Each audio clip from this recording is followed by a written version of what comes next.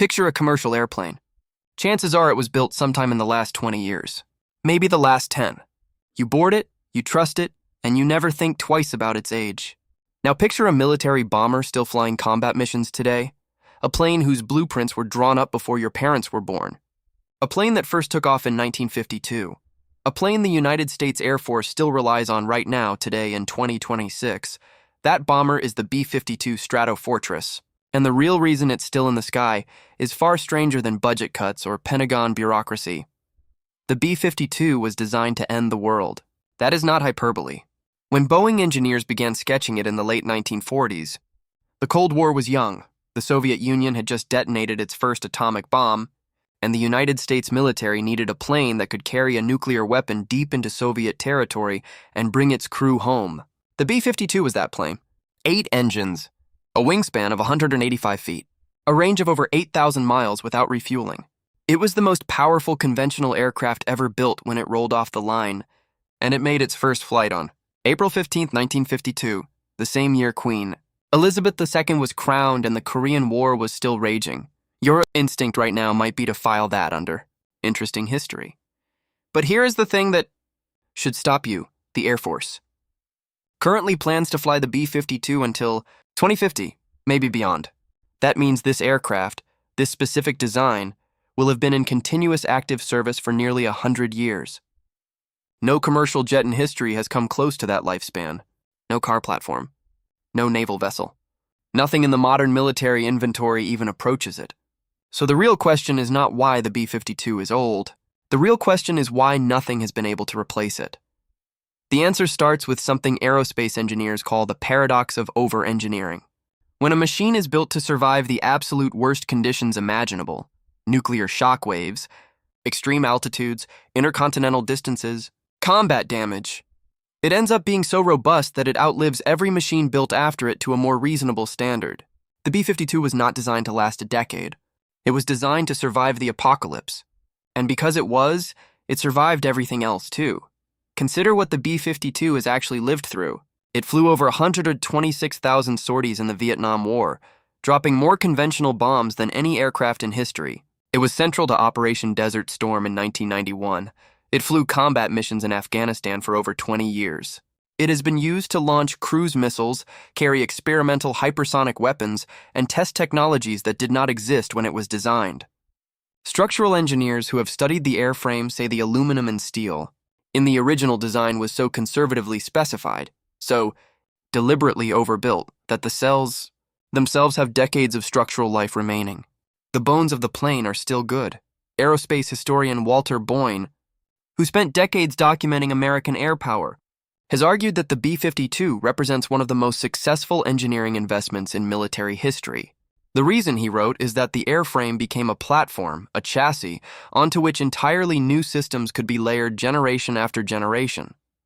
The engines on a B-52 flying today are not the engines from 1952. The avionics are not from 1952. The weapon systems, the radar, the communications gear, none of it is original. The plane has been gutted and rebuilt from the inside out multiple times, while the structure itself remained. You are essentially flying a 1952 skeleton wearing 2026 organs. That concept, the ship of Theseus applied to a weapon system, is what the Air Force has been doing for 70 years. Each upgrade cycle costs money, but it costs enormously less than designing a new aircraft from scratch. The development of the B-2 Spirit stealth bomber, which entered service in 1997, cost approximately $44 billion in total program costs. The Air Force bought 21 of them. The B-52 fleet, by contrast, consists of 76 aircraft that have already paid back their development costs many times over. When you look at it that way, retiring a B-52 is not saving money. It is throwing away a proven, paid-for asset and gambling billions on something unproven. Rand Corporation defense analyst John Stillion published research examining the total life cycle cost of bomber fleets and found that modernizing legacy platforms consistently outperformed the cost of new development, with one critical caveat: the legacy platform has to be structurally sound enough to absorb the upgrades. The B-52 passes that test. Most aircraft do not. The B-52 is an outlier, not a template, but there is something deeper going on here than engineering economics. There is a psychological dimension to the B-52's survival that rarely gets discussed. Human beings have a deeply embedded instinct to trust things that have already survived. Psychologists call this the survivorship heuristic, the tendency to assign greater reliability to objects, institutions, or systems that have already endured through difficult conditions. You see it in how people trust old buildings, how investors chase long-running funds, how doctors trust treatments that have been in use for decades. Longevity feels like proof. It feels like evidence of quality. And in the case of the B-52, that feeling is not wrong. The plane has survived because it is genuinely exceptional, but the feeling also reinforces itself in ways that can make replacement almost psychologically impossible. When you talk to Air Force pilots and crew chiefs who have worked with the B-52 for years, they describe the aircraft with a reverence that is unusual even for military aviators. There is a word that comes up repeatedly: honest. They call it an honest airplane. It does not hide what it is doing. The controls are direct. The feedback is real. In an era of fly-by-wire systems where computers mediate every input between the pilot and the plane, the B-52 feels like something a human being is actually flying. That sensory directness creates a kind of attachment that is not purely rational.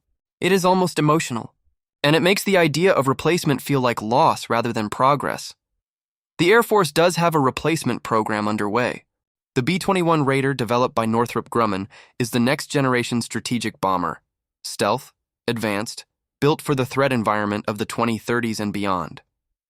Its first flight took place in November 2023. The plan is for the B-21 to eventually replace both the B-2 Spirit and the aging B-1 Lancer. The B-52, remarkably, is currently slated to outlast both of those more modern aircraft. There is a genuine possibility that the B-21 Raider will enter service before the B-52 leaves it. A plane designed in the 21st century, flying alongside a plane designed in the 1940s.